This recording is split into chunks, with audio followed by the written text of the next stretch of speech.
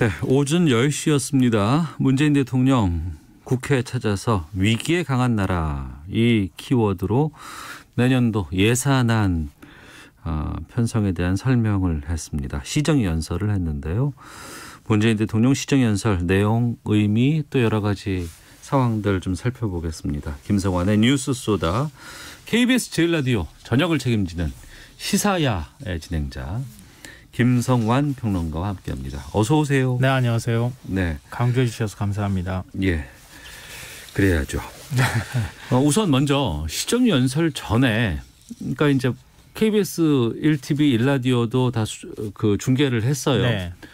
근데 이제 문재인 대통령이 오기 전에 상당히 국회 본회의장이 시끄러웠습니다. 네. 그리고 박병석 국회의장이 확인해 보고 이건 청와대 쪽에 이야기하겠습니다. 유감 표명하겠습니다라고 얘기하는데 계속 고성이 막 질러졌었는데 뭔 일이 있었던 거예요? 시정연설 전에. 저도 생방송으로 봤는데요. 네. 처음엔 약간 오해를 했었어요.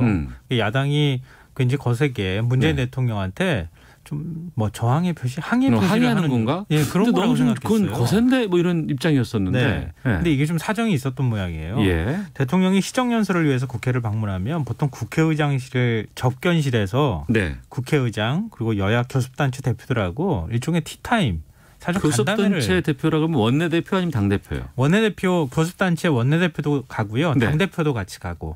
당대표는 이제 원내에 있는 정당의 당대표. 예. 교섭단체는 교섭단체 구성 요건을 가지고 있는 정당이잖아요. 그러니까 민주당하고 국민의힘 네. 두 개 정당의 교섭단체 대표, 원내대표들이 참석하는 것. 네. 이렇게 따지면은 국회의장 빼면 6명이 되겠죠. 예. 근데 이렇게 티타임을 하기로 예정이 돼 있었는데 김종인 국민의힘 비대위원장이 여당이 특검을 거부하는데 항의를 해서 불참을 통보를 했어요. 특검을 거부해서 이 특검이라는 건 그 라임 옵티머스 관련된 특검 맞습니다. 주장하고 있는데 그 부분인가요? 네네. 그러니까 항의의 뜻으로 그 간담회 자리에 불참하겠다 이렇게 통보를 해서 주호영 원내대표만 이제 의장실로 가는 상황이 됐는데요. 네. 의장실에 들어가려고 하니까 그 앞에 있던 경호원들이 가로막고 몸수색을 하려고 했다고 합니다. 여기에 항의해서 주 원내대표가 되돌아갔다고 하는 건데요. 그러니까 시정연설 직전에 야당 의원들이 박병석 국회의장한테 이 문제에 대해서 해명하라 이렇게 막 항의를 한 겁니다. 네네. 그래서 이제 국회 본회의장이 막 시끌시끌했던 겁니다. 그러니까 시정연설 직후에도 의원총회를 이제 국민의힘에서 열었거든요. 네. 그 위에 주 원내대표가 야당 원내대표라고 밝혔지만 휴대전화를 만지고 몸 전체를 수색하려고 했다. 곤란한 발언을 할까 봐 의도적으로 도발을 한 것은 아닌지 의심할 수 있는 상황이다. 이렇게 반발을 했습니다. 네. 정진석 의원은 전두환 대통령 때도 이렇게는 안 했다. 이렇게 비판을 하기도 했고요. 심지어 최영두 원내대변인은 여당 원내대표 간담회 접근에도 물리장성이고 재인산성인가 이런 표현까지 사용하면서 항의하기도 했습니다. 국민의힘은 이번 사건을 좀 고의적인 일이 아니었느냐 이렇게 의심을 하고 있는 것 같아요. 왜 그렇죠? 그러니까 김태년 원내대표 같은 경우에는 민주당 원내대표에는 그냥 나 누구요 이렇게 얘기하면 그냥 들여보내줬다고 한다면 주호영 원내대표도 원래 예정돼 있던 사람이었는데 참석이 주호영 원내대표만 이렇게 몸수색하려고 하려고 했다고 하는 것은 의도적으로 못 들어오게 하려고 했던 거 아니냐 이렇게 의심하려는 건데요. 국회 CCTV 화면을 직접 한번 확인해 보겠다 이런 태세입니다. 그러면 청와대 경호처가 이거 담당했을 텐데. 예, 그렇죠. 해명이 있었습니까? 현장 직원들의 실수였다 이렇게 얘기를 하면서 사과를 했습니다. 박병석 국회의장도 이게 대통령 그 시정연설은 청와대의 정당 대표들이 가서 대통령을 만나는 게 아니라 대통령이 국회를 오는 거잖아요. 그렇죠. 그러니까 국회가 오히려 주인격이 되는 거라는 거죠. 네네.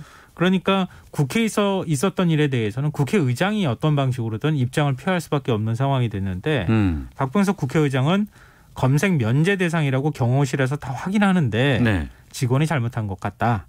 경호실에서 한 일이지만 국회 안에서 일어난 일이기 때문에 정말 미안하다. 이러면서 주호영 원내대표한테 사과를 했다고 합니다. 네. 근데 이게 조금 좀 사정이 있었던 것 같아요. 제가 보니까. 사정이요? 경호처가 굉장히 예민했던 것 같아요. 이번에. 지난 7월에 신발 투척 사건이 발생했었잖아요. 그것도 국회에서 있었죠. 예. 문재인 대통령이 국회 개원연설을 위해서 국회 방문했는데 연설을 마치고 나오는 문 대통령을 향해서 보수 성향의 시민이 본관 2층 현관 앞에서 신발을 벗어서 던지는 사건이 발생했어요. 예. 이게 상당히 좀 모욕적인 일이잖아요. 이때 청와대는 경호부장을 대기 발령 조치한 뒤에 비현장 업무 부서로 전부하는 징계를 했다고 합니다. 그러니까 오늘은 대폭 경비가 강화됐다고 하는 거죠. 네. 그래서 본관 계단 앞 주변부터 외부인을 전면 통제했고요. 야당 의원들이 국회 로텐도홀에서 또 피켓 시위를 하기도 했기 때문에 경호 문제에 좀 신경을 쓰는 차원에서 뭘 하다가 네. 직원이 이제 그런 일을 벌인 것 아니냐 이제 이런 겁니다. 근데 물론 이제 향후 더 설명이 뭐 있어야 될 부분이기는 하겠지만 네. 아무리 그렇다 하더라도 국회의장실로 들어가려고 하는 신분을 밝힌 야당 원내대표의 몸을 청와대 경호원이 스캐너로 우리 이제 이렇게 뭐 폭발물이 있는지 아니면은 어떤 금속 물체를 소지하고 있는지를 확인하는 작업 있잖아요. 네. 그거를 하려고 하는 것은 조금 문제가 있다, 비판받을 소지가 있다 이렇게 봐야 될 것 같습니다. 알겠습니다. 그 부분은 이제 또 그 부분대로 이제 또 뭔가 나중에 또 여러 가지 뭐 조사라든가 해명 같은 것들이 좀 있을 것 같고요. 파장이 더 클 수도 있겠습니다만 시정 연설 내용에 좀 이제는 좀 살펴보도록 하겠습니다. 언론에서 많이 뭐 이런 내용들이 나오지 않을까라고 예상했던 것들은 다 반영됐던 것 같아요. 네. 코로나19 또 경제 회복 이게 중심이 됐죠? 네, 맞습니다. 그러니까 시정연설이라는 게 원래 내년 예산안에 대해서 지금 이제 편성한 예산안에 대한 대통령의 설명을 대통령이 직접 설명하고 네. 국회 협조를 당부하는 게 목적이거든요. 가능하면 그 목적에 충실하려고 노력했다 이렇게 보입니다. 연설 내용의 한 4분의 3 이상을 방역과 경제 반등 여기에 이제 초점을 맞췄고요. 네. 미래 성장 동력을 확보할 수 있도록 국회 차원의 협조를 당부하는데 초점이 맞춰져 있었습니다. 이 코로나19로 전 세계가 위기에 빠졌지만 우리는 위기에 강한 나라라는 걸 보여줬다. 국민의 협조에 감사한다 이런 뜻을 전하기도 했고요. 내년 예산이 555조 8천억 원이거든요. 예. 이 내년 예산안은 위기를 넘어서 선도국가로 도약하기 위한 예산이다. 그러면서 국회 차원의 협조를 당부하기도 했습니다. 160조 원을 투입하는 한국판 뉴딜 사업 있잖아요. 네네. 그 뉴딜 사업을 예산 항목별로 자세하게 소개하기도 했고요. 투자 활력을 위한 정책 자금 약 73조 원, 네. 생활 SOC 투자 11조, 수출 회복과 수출 시장 다변화를 위한 예산을 또 설명하기도 했습니다. 특히 이제 소부장이라고 하잖아요. 핵심 소재, 부품, 장비 산업에 대한 지원을 확대한다는 방침을 밝혔고 일본을 넘어서 세계로 뻗어나가도록 하겠다고 하는 의지를 밝히기도 했습니다. 네, 내년도 예산안을 이만큼 편성을 했고 이 편성된 돈을 여기에 쓰겠습니다라는 걸 밝히는데 여기에 대한 여러 가지 설명, 그렇죠. 이 부분에 이제 앞으로의 정책 같은 것들을 어떻게 할 것인가가 담겨 있는 거 아니에요? 그렇죠. 올해는 코로나 위기 극복을 잘 해냈으니까 내년은 경제를 좀 반등해서 미래 성장 동력을 확보할 수 있는 기반을 좀 놓겠다. 네. 그러니 국회가 협조해 주십시오. 뭐 이런 내용이 핵심인 거죠. 그러다 보니까 이제 내년도에 이렇게 가겠습니다라는 정책들이 좀 보이는데 부동산 관련해서도 얘기가 나왔었어요. 네, 관심 굉장히 많으시잖아요. 예. 문 대통령은 실수요자 보호, 투기 억제 정책은 그 기조는 그대로 유지하겠다. 그리고 또 부동산 시장을 이 두 축으로 안정화를 추진해 왔다는 점을 강조하면서 최근 전세 시장 안정을 위한 대책도 언급했는데요. 임대차 3법의 조기 안착과 질 좋은 중형 공공임대 아파트를 공급하겠다는 의지를 밝혔습니다. 네. 근데 임대차 3법은 이미 뭐 통과된 법이니까 그 요즘 뭐 개정하자 이런 얘기도 나오지만 그것은 앞으로 시간을 두면서 효과가 나타날 것이니까 좀 지켜보자 이런 입장이고요. 다만 중형 공공임대 아파트 이거는 많은 분들한테 관심이 좀 있을 것 같아요. 그러니까 서민 임대 아파트를 넘어서서 네. 그러니까 뭐 4인 가구가 괜찮게 살 수 있는 안정적으로 살 수 있는. 네, 맞습니다. 네. 현재 임대 아파트는 저소득층을 중심으로 해서 소규모고, 뭐 국가 뭐 유공자라든가 이런 층에게만 10평대 좀 비교적 적은 평수로 공급하는 거였었잖아요. 예. 여기에서 탈피해서 20평에서 한 30평대 초반까지 넓게는 이렇게 평수가 좀 늘어나는 그리고 또 주택의 질을 좀 높이는 이런 아파트를 앞으로 공급하겠다. 이렇게 하면은 전월세 시장이 좀 안정화될 수 있지 않겠느냐. 이렇게 이제 보고 있다고 하는 겁니다. 네. 그러니까 정부가 이번 주에 전세 시장 안정 대책을 발표할 예정이거든요. 아마 문 대통령의 이 얘기가 중심이 돼서 담겨 있을 것으로 보입니다. 네. 편성된 예산안은 정부 아니고 이게 국회로 넘어가서 국회 심의를 거쳐서 이제 결정이 됩니다. 네, 그렇죠. 이제부터 조금 국감이 이제 마무리되면 그때부터는 예산안 심사로 가니까요. 예. 그러니까 이제 국회 이제 잘 해달라고 이제 협조를 구하는 건데 그러면서도 이제 국회에다가 또 요청한 것이 이제 공수처 출범, 네. 또 공정경제 3법 이런 거 처리에도 좀 요청을 했어요.